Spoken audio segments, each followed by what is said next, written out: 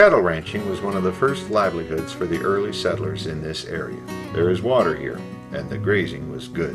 The miners in Jerome and the loggers and railroaders in Flagstaff made a steady market for beef.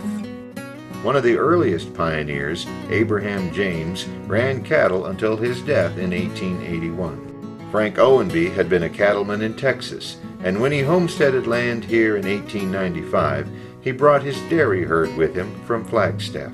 Owenby soon expanded into the beef cattle business and bought several more brands. By 1900, there were 15 families settled into this area. Roundups usually began late April or May and took 3 to 4 weeks. The cattlemen met and elected a wagon boss, hired a cook and a horse wrangler, and arranged for a chuck wagon and supplies. The wild cattle were rounded up and moved into the herd. Most would be content to stay with the herd, but some would escape and have to be recaptured several times. One old maverick brindle bull was especially wild. He once dragged 2 men into a thicket. The brave old brindle was memorialized, and his stomping grounds are called Bryn's Mesa to this day.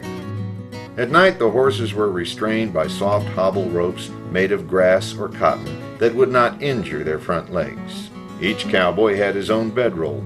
They were carried in the chuck wagon during the days and rolled out under the stars. The night herders, who watched over the horses and cattle while others rested, had to sleep in the chuck wagon as it rattled overland. On long drives, the chuck wagon had plenty of beans, and the men could kill a calf for meat.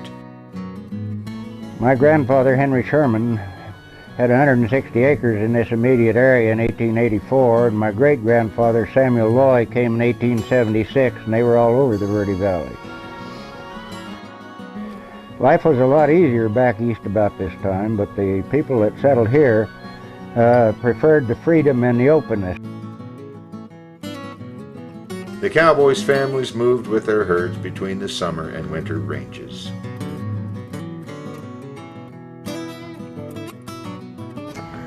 I came along and they taught me to be a cowboy, and I learned to ride probably before I learned to walk. I had my own horse when I was 9. I was going through roundups and that kind of thing, spring and fall. In winter, the cowboys and their families lived in cabins around Sedona and the Verde Valley so their kids could go to school. This was our first school in Red Rock, built in 1891. In the summer, they moved their herds up to the high country and let the winter range rest. The grasses were better up on the rim and helped to fatten the cattle. I want to tell you a little bit about our menus. It was beef, fried potatoes and onions, biscuits, gravy, and many times fruit cobblers. And this was all cooked in the Dutch ovens. Most generally, we just slept out under the stars. It was a hard life, but a good one. Our museum's cowboy room has a chuck wagon outfit that carried their grub and fixins. Around the cowboy room, you can see more of their stuff, spend some time, and enjoy it.